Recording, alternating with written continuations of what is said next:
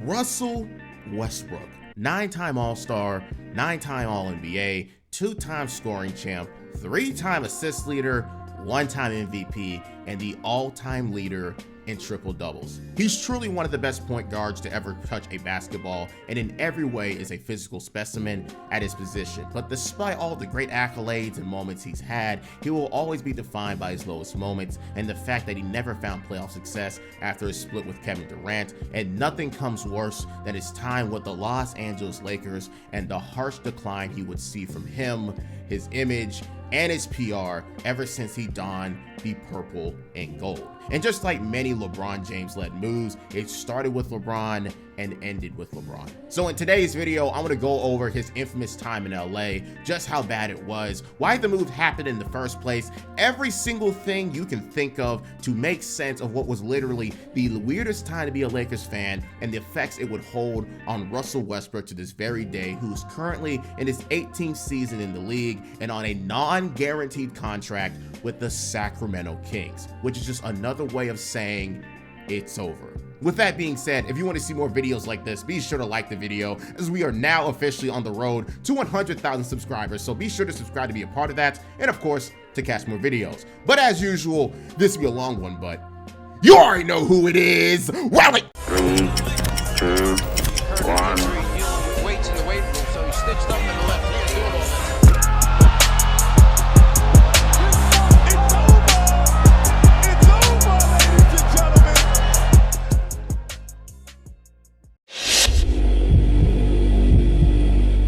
August 6, 2021, the Los Angeles Lakers in a 5-team deal would trade away Kendrick Nunn, Kyle Kuzma, KCP, and Montrezl Harrell to the Washington Wizards for the services of Russell Westbrook. And not just any Russell Westbrook, a Russell Westbrook that quite literally carried a Washington Wizards team to a near top offense in the league and an 8th seed in the Eastern Conference, all while averaging his most impressive triple-double average with career highs in assists and rebounds a night. If you remember this infamous season from Russ, he was truly doing it all for this team. 3 games with 20 or more assists, multiple 20 rebound games, and 38 triple doubles. And let me remind you, this was a season where he only played 65 games. So he legit got a triple double every other game with these monster averages. Some would argue what he did in Washington was more impressive than his Thunder performances, just off the fact of how bad the Wizards were personnel-wise. But the Wizards saw the writing on the wall, knew this wasn't a championship court to invest in, and took a deal from the Lakers to be able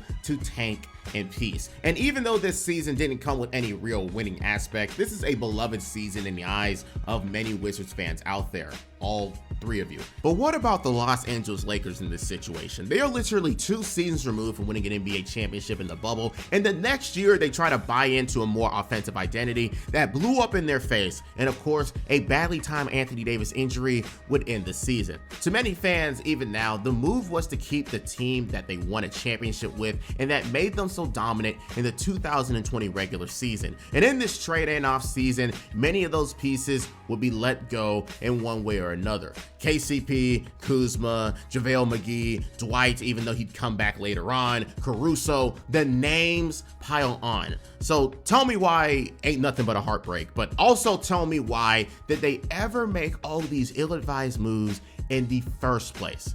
I don't know, honestly. A lot of Lakers fans aren't big fans of Rob Pelinka because he literally makes the fan base either in we're so back mode or it's over mode emotionally year after year. So with the disappointing 2021 season now being done with, what is the idea of trading so much away for an incoming 33-year-old Russell Westbrook, a ball dominant player, and matching him up with LeBron James, yet another ball dominant player? It sort of worked in Houston, but the system in place there fit the game of Russ and Harden to a T. But in LA, this is looking like a match made in hell. But weirdly across the media, you've seen some weird optimism and some considering this LeBron's subtle way of passing the torch to Russ. Shannon, are the Lakers better or worse than they were last season? Yeah, what do you Shannon. got? Skip, I believe they're better.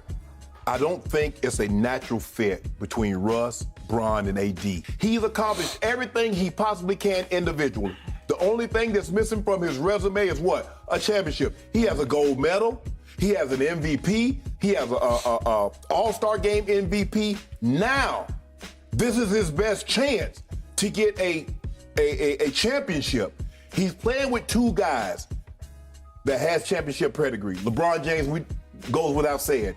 Anthony Davis, I believe he's due for a bounce-back season because he heard all the chirping. Can't stay healthy. And a lot of that is warranted. Can LeBron, Anthony Davis, and Russell Westbrook coexist well enough to win a championship? Absolutely. Look, Greeny, you can't put 3 Hall of Famers on the team and say, oh, is it questions, can they shoot or can they do this? They're going to get it done. And I go back to the Miami Heat days when LeBron James was playing alongside Dwayne Wade.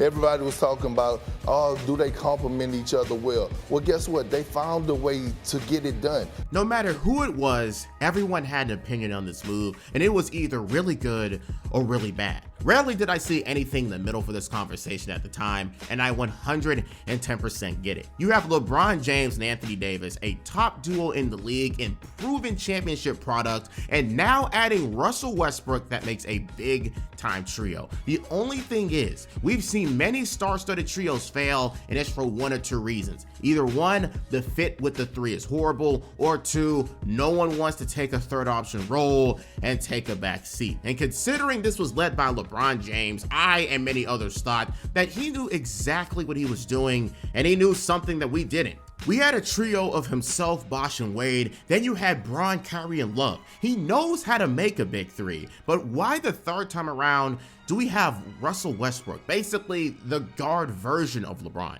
Ball dominant, has a worse jumper, and this would be the first time he would ever be primarily playing off the ball, because at the end of the day, this is still LeBron James's team. All we had to do was wait and see what would happen, and we get our first taste in the NBA preseason where the Lakers would play 6 games for everybody to see just how this fit would work.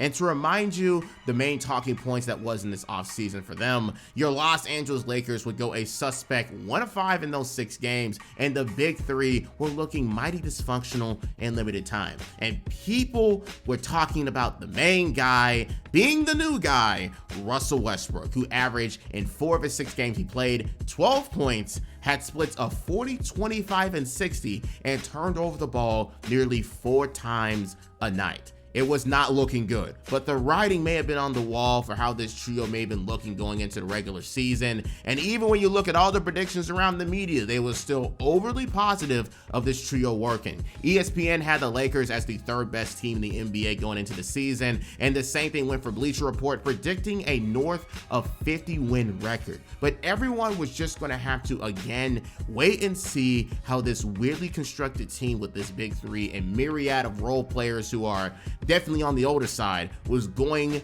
to work out. And it was everything that one side of the aisle was expecting from Russell Westbrook. Over his first 10 games of his Lakers career, Russell Westbrook would average 19 points while shooting 41% from the field and 26% from 3, and turned over the ball nearly 5 times a night. And the Lakers, they owned a 5-5 record at the time, and the team was looking very much inconsistent. And at the time, no one was blaming Russ, as he was given a lot of grace considering how this new look team was going to have to face so many challenges and a new situation for Russ he was being thrusted into. He was going to need time to get used to it, and hopefully he would get used to it fast. If the Lakers are winning, then there isn't much you can say on that end. But the Lakers were slowly crumbling everywhere, and the person who was being headlined in that struggle was the Brody himself. But the crazy thing was, it wasn't just Russell Westbrook. You had to remember just how things were all around the team. LeBron James was out 26 games and was even playing as the center for most of this situation. They had one of the worst defenses in the NBA, and Anthony Davis missed 42 more games this season due to injury. And at the end of the day, their personnel outside of the big three was piss poor. Unless you were one of the Colt Mello fans out there that saw his offense and really were fans of it. But again, their defense all around the team, quite literally the worst we have seen in a bit for a Lakers squad. And to play devil's advocate just a little bit, Russ was far from their biggest problem. In fact, while he wasn't the best player on the team, he tried his hardest every game and simply had to make the most out of what he was playing with. And what he had was a team that didn't fit his strengths, and he suffered for it. And who disregarded every single one of those factors and blamed him no matter what?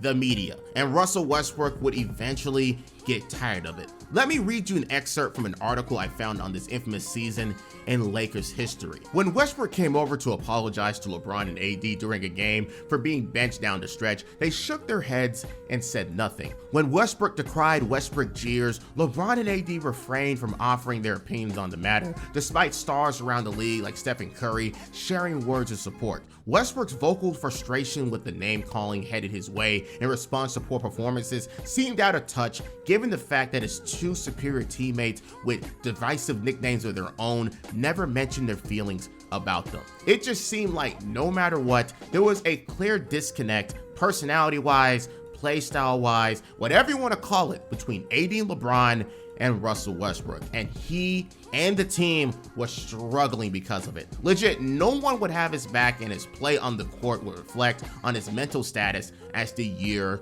progress. And I think the peak of this would be the infamous January 19th day, where Russell Westbrook would be benched by Frank Vogel after yet another poor performance, and let the younger guys who was playing better that day go out there and try to do something about it. And when you're Russell Westbrook getting benched in a big three situation where you're thought to be one of the pantheons of the team, all you're going to get is negativity about your role on this team more and more. Now, let me also add that Russell Westbrook by no means isn't innocent in this situation. Despite the fact he was put on a team where he would be having zero favors done with him in the aspect of chemistry and play style, Russell Westbrook would dig himself in a hole more and more with this play on the court. And I only have to read you a few stats to get you to understand the weight of this situation. In the 2021-22 NBA season, Russell Westbrook recorded his lowest usage percentage rate since his second season in the NBA at 27.3%. Still in the top 30 this year, but he had the ball significantly less than years past. But despite having the ball at a lower rate, he would record 295 turnovers, only 8 less than Trae Young, who had 303.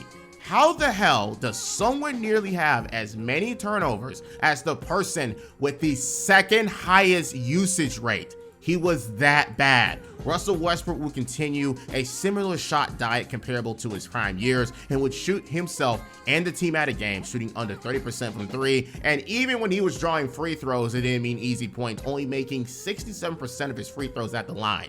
He was that bad. And despite this giant move being made with huge ramifications, there were rumors only a few months into the season about the Lakers trying to trade Russell Westbrook to get some type of positive momentum going into next season with LeBron and AD banged up. He was just that bad. Now again, I can understand Russell Westbrook is a man who is only good when a team is based around him, and his strengths is clearly on the decline skills wise, but whatever Rob Pelinka was thinking was going to work here absolutely blew up in his face. Yeah, so one of the reasons why the Westbrook trade is such a huge setback isn't because the transaction didn't lead to a winning team.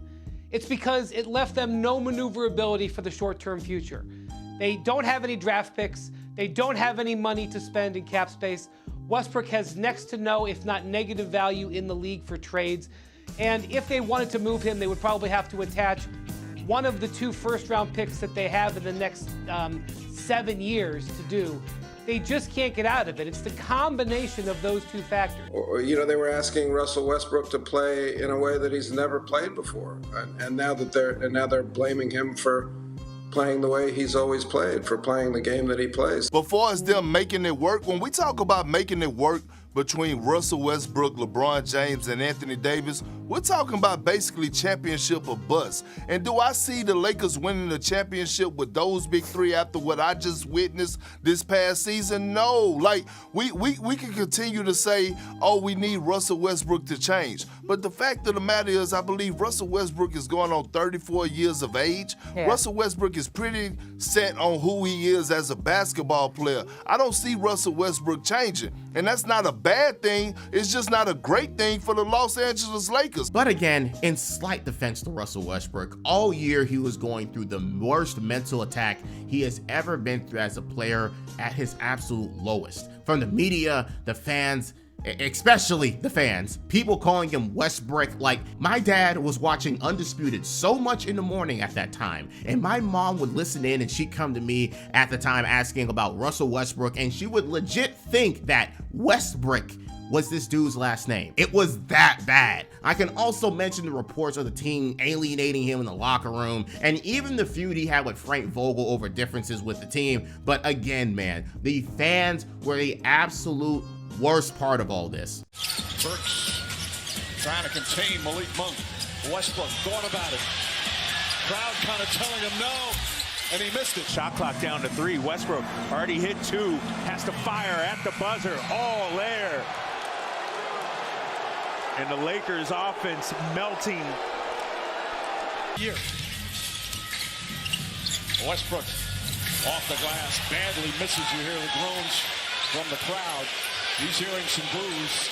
Lakers fans, just come here with me for a second. I know I'm the nasty, dirty Clippers fan, but if you expect your players to play well, booing them in their own home court is a nice way to get them to do worse. And guess what? It'll only repeat the process of bad play, and then comes more booing from you. This year for Russell Westbrook was something right out of his nightmares, playing for his hometown and favorite team growing up, and then being despised by said fans for playing bad when the team wasn't even made for him to succeed in the first place. Am I saying he's innocent? By absolutely zero means. Not at all. But am I saying that the man is valid? No, he still played horribly and just couldn't find a way to adapt.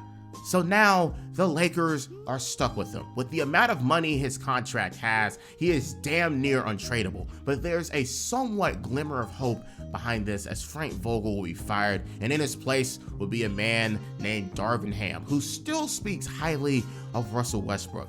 But as we all know, the damage has been done, and things will only continue to get much worse down the line. So, we just went through an entire year of the biggest flop of a big three we've seen in modern years. And even though many people saw it failing in the first place, the biggest victim of last season was still Russell Westbrook for his play on the court and the media hellfire that was placed on him. But this year, things are looking a little bit different. The Lakers are going through yet another roster overhaul with many new names, which would cause me some concern considering how last year went. And the Lakers would hire Darvin Ham, a first-time head coach, to handle this situation and to make the most out of the Russell Westbrook problem. And yes, it is a problem. And we already got some static happening between Russ and Darvin Ham, as Darvin Ham was entertaining the idea of having Russell Westbrook off the bench, as once again in the preseason, Russell Westbrook would show chemistry issues with Anthony Davis and LeBron James. So Darvin Ham did what a lot of people were suggesting online, letting Russell Westbrook control the bench and AD and LeBron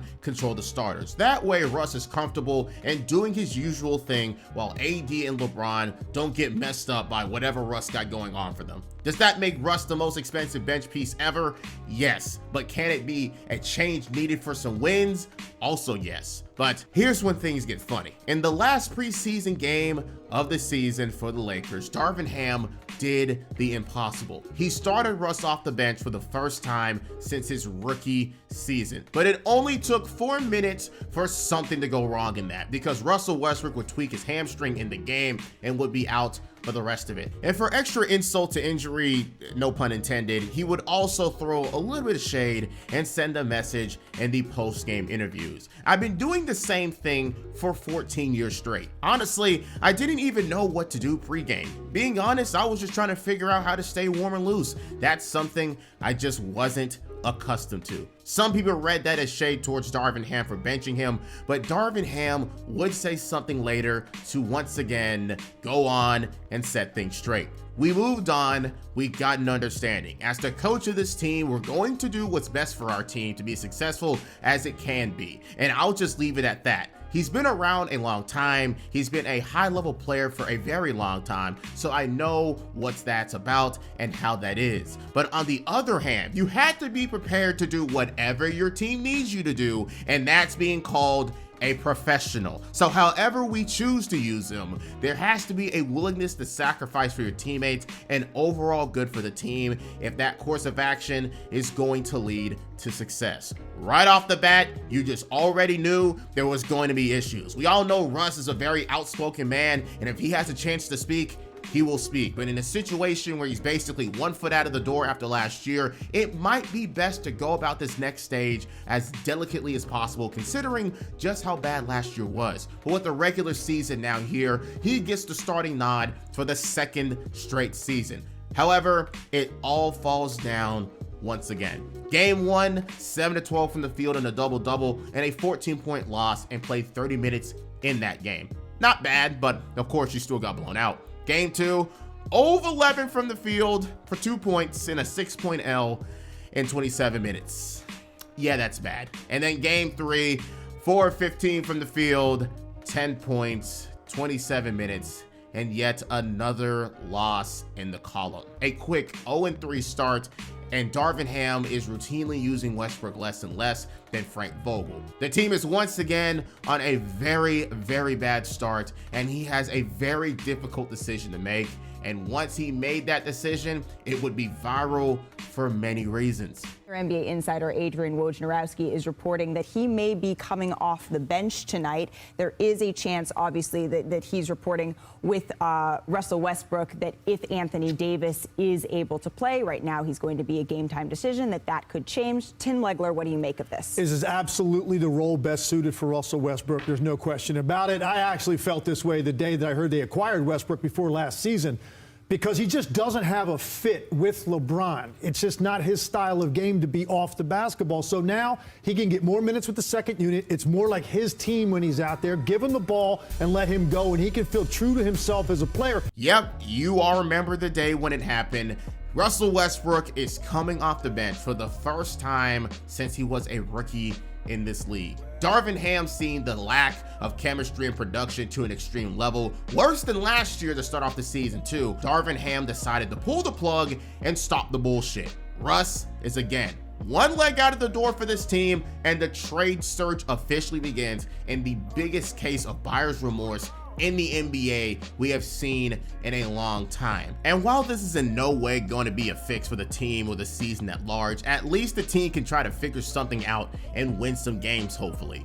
But the thing is, they wouldn't do that at all. The Lakers this season would start off worse than last year with a 2-10 record, but the crazy thing is, Russell Westbrook is playing like Russell Westbrook, and he's thriving in the role many people expected him to do well in. In the games he played off the bench in his first 8 games of this new experiment, Russ was averaging 19 points, 5 rebounds, and 7 assists, while shooting an amazing 47% from the field and 45% from 3. But the glaring thing everyone will look at is the 4.7 turnovers a night. But even if he's playing decently, the Lakers are still losing, and it'll be a long, long journey back. But then it started to happen. The Lakers started to win. Russ was in the best position off the bench. The Lakers were messing with lineups with AD and LeBron, and the Lakers started to roll ever so slightly. Is it again the weirdest big three of all time? Yes, but if they find a way to win, we really can't hate on the man, can we? Well, people would still obviously talk lowly of Russell Westbrook for letting this get so bad in the first place. Valid, yes, but credit where credit is due. Rob Pelinka would hire Darvin Ham to have the balls to bench Westbrook, and he's making the most out of it. And by New Year's Eve, the Lakers were chipping away back into the play-in race. But the trade rumors were only getting louder. The trade targets the Lakers wanted were only getting easier to obtain, and Russell Westbrook's time with the Lakers was about to end. Something the Lakers are not at the moment. They made a big move. They have traded Russell Westbrook to the Jazz in a 3-team trade, which also includes the Timberwolves. Lakers get back some nice pieces. The headliner, D'Angelo Russell, he returns to the team who drafted him 2nd overall in 2015.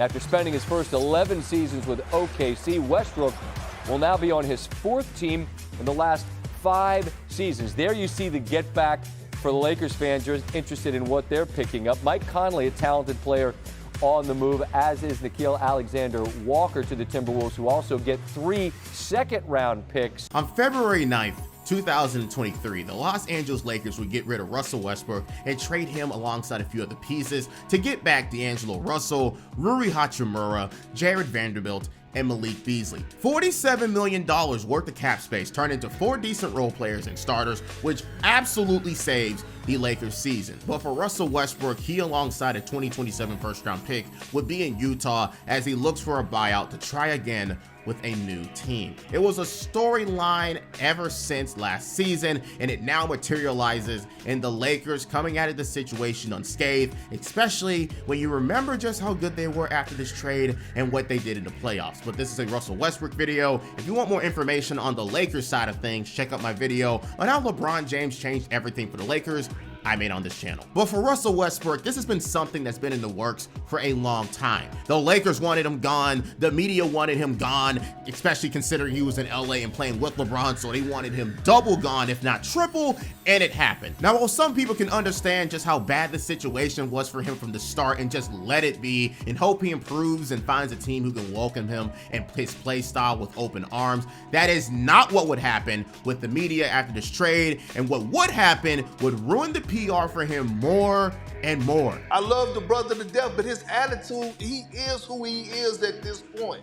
He thinks he's an alpha male and he has to be that somewhere else. Here's the sad part about it. Right now, it's no GMs in the league that's willing to take a chance on Russ and bring him to the locker room. Not a team that's considering themselves a title contender. And this is the point that Russ is at in his career. He should be trying to show the world that he can fit, that he can be the missing link. But I'm telling you right now, they need to send him home. And I hate to say this, Russell Westbrook, and I said this to you before, Stephen A. Molly, Russell Westbrook, if he don't be careful, he will find himself out of the league come next year. The thing that raked my mind, though, guys, is this is the beginning of the end for Russell Westbrook. It's just no other way to look at it. You get younger, you got shooting, you got switchable defenders, and as one source told me, you remove a vampire from the locker room. That meaning a vampire sucks the blood out of the locker room. Russell Westbrook moves on. A vampire out of the locker room, Ramona. Yeah, you know, the Lakers were, as I heard yesterday, closer than they had ever been to not playing Russ anymore. A vampire.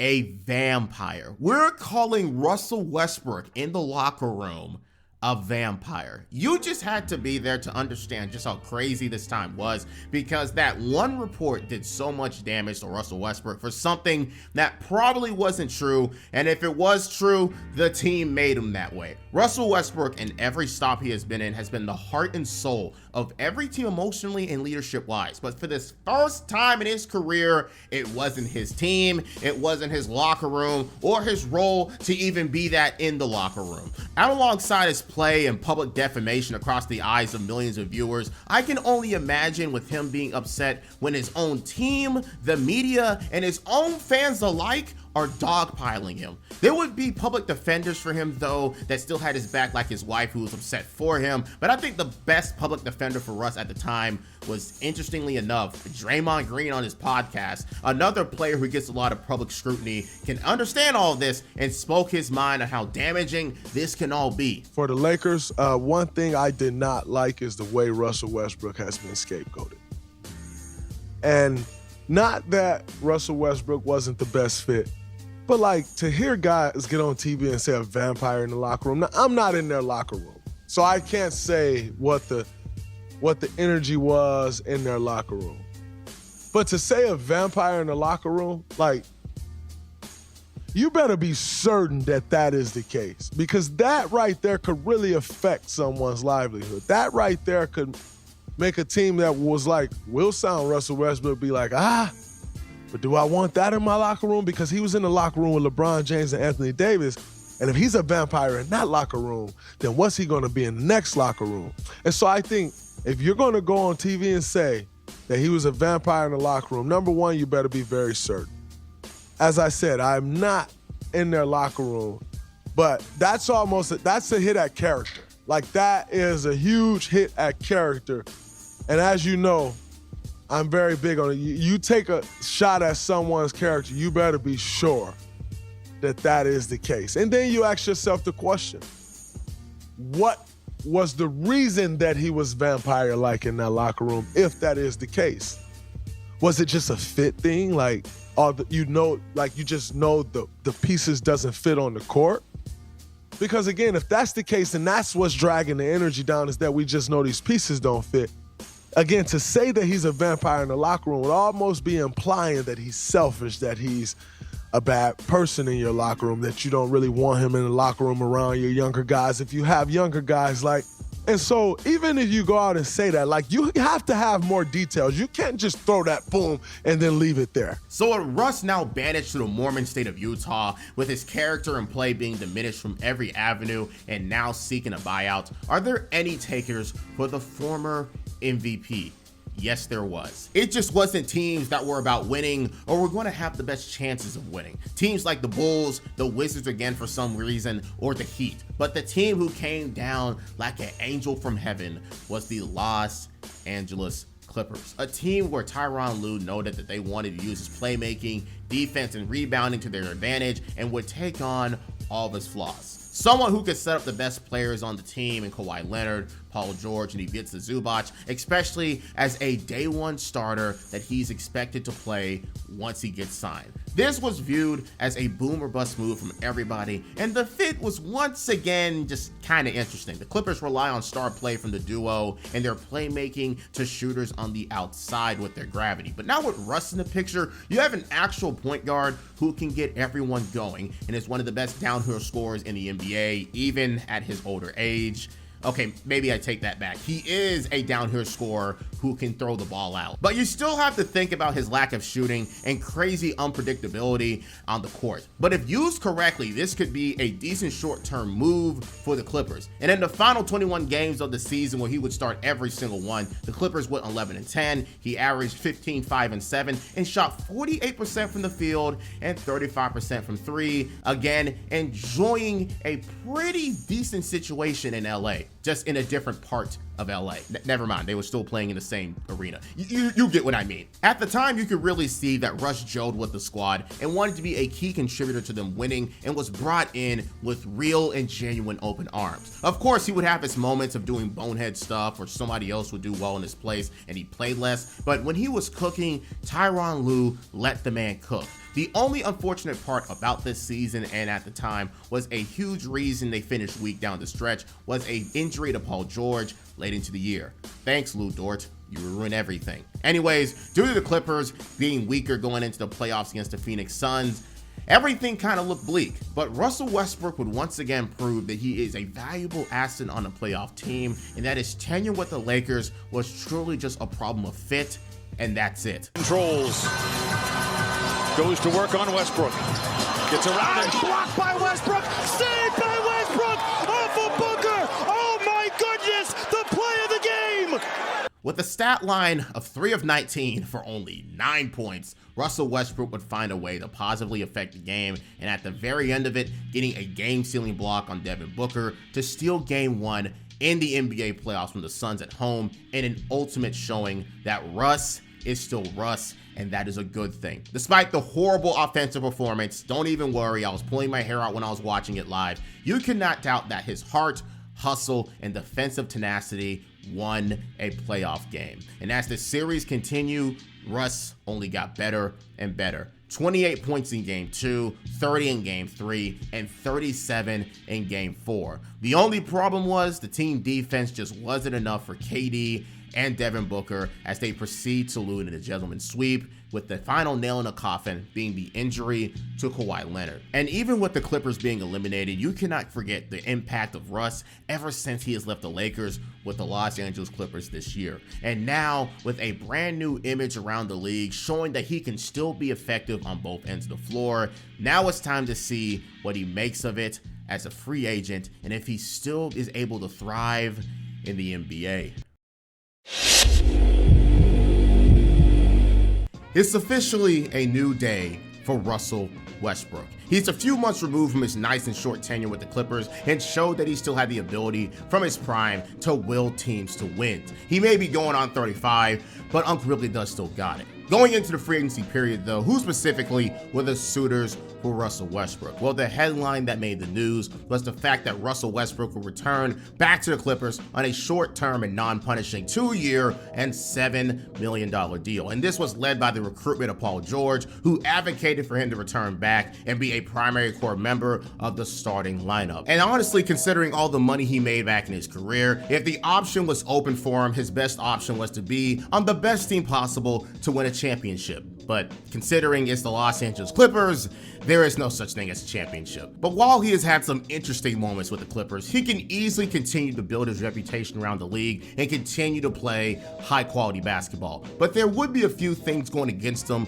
in this new stage of his career. First, with that new and very affordable deal, that puts him in the category of very replaceable contracts. And once you're in that category, you can find your place in the NBA taken from you rather quickly if something better comes up for the team to take advantage of. If he took a larger deal elsewhere, then the chance of this happening will be a lot lower. But now with the Clippers for $3 million a year, he could easily be traded if they lose the need for him or find someone better at the same price point or even lower. But added alongside that, the Clippers would trade for James Harden only a few games into the 2024 season, and due to that, the only logical thing to do was to put Russell Westbrook off the bench again. And this time, he accepted that role with open arms because, duh, James Harden is right in front of you and is still playing at an all-NBA level. Russ bought in, he wants to work out, but let me also add that this only happened when the Clippers went on a 6-game losing streak with him and Russ sharing the starting lineup together when he joined the team. Tyronn Lue wasn't about to let the team drown anymore,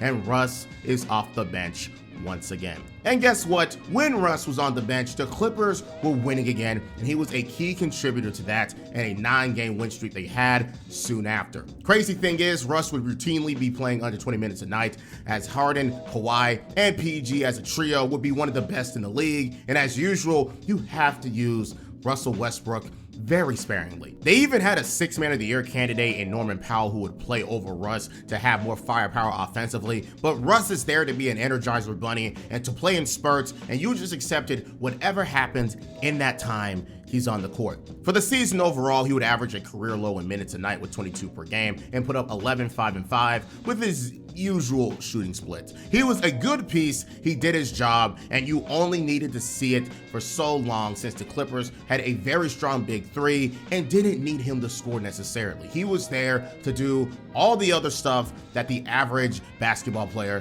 doesn't want to do. It was an exchange that benefited both sides, and the Clippers owned a 50-win season due to it. But of course, because this is the 2-1-3 era of the Los Angeles Clippers, never can anything just go smoothly for them. Kawhi Leonard would sustain a leg injury late into the season, leaving out the best player on the team for this upcoming series against the Dallas Mavericks. And considering this is a Russell Westbrook video, let's focus on him, because I remember specifically that he was unplayable for most of it. He started off pretty decently in game 1 with a win, but after that, it all fell apart. 2 of 9, 0 of 7, 2 of 8, 2 of 11, and finally 2 of 7. In this 6-game series, Russell Westbrook would shoot 26% from the field and 23% from 3, had as many turnovers as assists, and even fouled more than he had of total assists.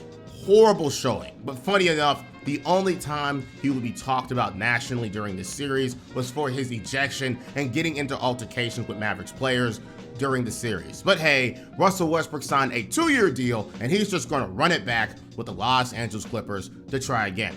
Except that wasn't the case, because his lifeline and Paul George would end up going to Philly, thank God, and the Clippers would be looking to go in a different direction, and he'd be sent right back to the state of the Mormon, Utah, in another trade for Chris Dunn, an all-NBA worthy defender and someone who fits the system a bit more as a role player and is also a lot safer and predictable of an option. That small contract he signed was the perfect swap for Chris Dunn, and he was shown once again that he is unfortunately replaceable. The Lakers traded him and made the conference finals immediately, and the Clippers are looking to move on and make something happen without him also. So now, dished away from yet another team and only getting older and worse, and once again getting another buyout to try to be with another team. So now, who in the association will be the team to give Russell Westbrook another chance? Well, as usual, it would be a team looking for some talent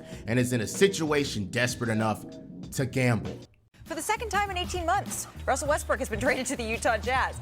Truly. Wow. Yet again, Westbrook is expected to agree to a contract buyout once again with the Jazz and eventually join the Denver Nuggets after clearing waivers. This is all according to Woj, bringing them another veteran to bolster the team's bench and be available as a spot starter here and there. The Denver Nuggets, only 2 seasons removed from winning a championship, their roster is starting to deteriorate and they need some bench help badly. Bruce Brown got paid and skipped town, and they have one of the worst scoring benches in the league and are notoriously bad when Jokic is off the court. And with their cap situation being so bad that they barely have any money to get anything decent, and their young guys off the bench are just not good enough to take that role with Mike Malone, here comes Russell Westbrook to come in as another boom or bust pickup, just like Bruce Brown just 2 years ago. This is yet again another big move for Russell Westbrook to showcase his skills with an already proven championship core. If now Russ can join alongside that and help the Nuggets win another championship, one of the best players of all time, that will only extend his career more and more. Yet again, with another small-term deal, it's time to see if he can make some real magic happen as the sixth man of the team. But Russ would come into some real luck in his own way throughout all of this because Jamal Murray would unfortunately have his own bout of injuries in the season, and the next man up was Russell Westbrook. And during the time he would get to have his major role with Jokic, he and Jokic was cooking up and looking so in sync with each other. And while the numbers during that time doesn't pop off at you at the screen, the Nuggets were winning and no one can say anything negative about Russ's impact at this point. And the best game he would have during this time was a duo triple-double with the man himself in a win. Welcome back to First Take. Let's hit a quick take. The Nuggets faced the Jazz last night, and both Nikola Jokic and Russell Westbrook dropped triple-doubles. Russ, the OG triple-double king, was perfect, meaning he had no turnovers. He was perfect from the free throw line. The Nuggets scored 132 points. How impressive is this Denver duo, though, of Russell Westbrook and Nikola Jokic when they both are scoring at will? Russ has been playing really well since he's been inserted into the starting lineup. And the one thing you have to do when you have Russ on your team, you have to let him be Russ. You can't say, Russ, stay in control. Russ, don't shoot this shot. Russ, don't turn the ball over. You have to accept him in its totality. And when you do that, normally good things happen. It didn't work out well for him, excuse me, in LA. It didn't work out well for him with the Clippers. But he seemingly has found a home in Denver. And when they're playing like this, look, Nikola Jokic right now is the MVP. He had 32, 22, and 11 last night. Yeah. He's playing unbelievable. Russ is playing unbelievable. They might be a dangerous team if they can get some consistency from Jamal Murray and Michael Porter Jr. So with this being said, it might be safe to say that Russell Westbrook is back yet again. He would unfortunately have his own injury issue and would be out for a couple of games in the season, but overall, within this season, he would find himself a real role and a home in Denver, Colorado, as the Nuggets would finish with a 50-win season, and again, he was one of the best bench players in the NBA. But now he has to prove it once more in the playoffs to help the Nuggets make it back to the promised land. And who else to start that journey against than the team that traded him recently in the Los Angeles Clippers? And he did everything for the Nuggets and was one of the most impactful players in the series, making 40% of his three-point attempts in the series, destroying the Clippers on the offensive boards, making key defensive plays, and making a very clutch three in game one to give them the lead. Down one in game one, 25 seconds, Westbrook a three, you bet! How about them apples? We talked about it. Russell Westbrook, despite being older and not what he used to be, can still be an effective player in the NBA. And he showed it on a national stage and was a key reason the Nuggets beat the Clippers in the first round. But now, does it carry over in the next round against the Thunder? Not at all. More turnovers than assists, his field goal percentage and three-point percentage went off a cliff, and at times he was damn near unplayable. But that is unfortunately the cycle that many people talk about with Russell Westbrook ever since he was a Laker. You now have to truly take the good with the bad with him and take all that comes with him as a player. And some teams are just not willing to do that as he gets older and potentially worse. And that would be shown once more in the 2025 NBA offseason. Russell Westbrook's contract, a 2-year deal, came with a player option for $3.4 million in the 2026 season. But due to the changes in the front office and Mike Malone getting booted in Denver, the new coach in David Adelman gave it to Russell Westbrook straight. If he took that player option, he is not playing as the Nuggets were going in a different direction. And as we all know, that turned into MPJ getting traded to Brooklyn, which then opened up cap space and they signed back a key contributor from the championship run and Bruce Brown. Once again, showing that Russell Westbrook is truly one leg out of the door in his time in the league. And now with this new CBA in place, every move that every team makes has to be 100% certain, and every contract they bring onto the team, as now every team wants to avoid being in the tiers of the salary cap that comes with massive penalties. And with the days, weeks, and months passing by, Russell Westbrook's name would stay out of free agency talks. And as we all know, as teams make moves, it'll only be harder to fit you in to one of these teams in the offseason. But in year 18, it is totally natural for your average NBA player, well, especially since they only make it to year 10, to phase out of the league for someone younger. It happens all the time, and rarely do you have any players that are outright good at the time of their 18th year of their career, especially for an upcoming 37-year-old point guard who still relies on their athleticism. But we finally get to the news, and the only, and I mean only team considering Russell Westbrook now in the league is one of the worst ran organizations in the NBA, the Sacramento Kings. But they were waiting to see what would happen of the Jonathan Kuminga situation in Golden State to make room for him. But once they saw the situation went nowhere and that they couldn't dump off Devin Carter, he was still signed to a team at the request of Domantas Sabonis and DeMar DeRozan and the good old capital of California. Great. Well, this is where we're at this current time. Russell Westbrook is currently on a 1-year, non-guaranteed contract, so he can be let go at any time, and the Kings won't be credited for it. So that means that Russ is one bad streak away or one breakout from somebody else on the team away from being booted into the shadow realm. And again, he's about to be 37. If he were to phase out now, people wouldn't be crying about it in his defense unless you're one of those very much mentally ill Russell Westbrook Twitter accounts online. He will be remembered as one of the best point guards ever who owns many records for his position and is one of the most dominant point guards also. But once he donned the purple and gold, everything went downhill. And even as he tried to build his reputation back up, it will only stay down for an experiment he was set to fail up in from the very beginning. Russell Westbrook was peacefully enjoying his time being a leader of a middle-of-the-road Washington Wizards team in his early 30s, and all it took was him going to the Los Angeles Lakers, one of the most hostile places to play, to ruin everyone's perception of him. From playing on a team with LeBron James that brings a lot of attention, whether good or bad, that many of his former teammates came to hate, from being on a team not made for him that made his situation worse, from the media dogpiling him on every angle for every little thing he did wrong, and of course, from the fans even being a major contributor, this one move caused the absolute downfall for Russell Westbrook as the ultimate scapegoat for a situation that wasn't going to work from the very start. And even when Russ would try to move on to a new destination, he would just be replaced over and over for someone younger, and of course, the reputation from his Laker days would just follow him at every destination. And the crazy thing is, for someone like Russ, it was probably better if he continued to get his way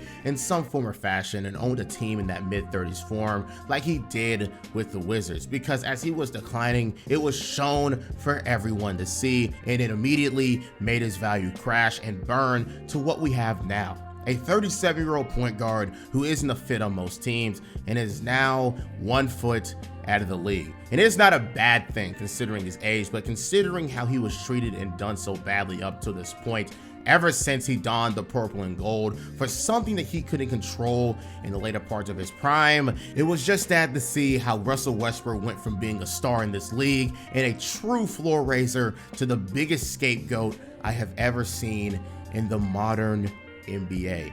With that being said, tell me what team or player timeline you'd like to see next, your thoughts on this video and topic, and until next time.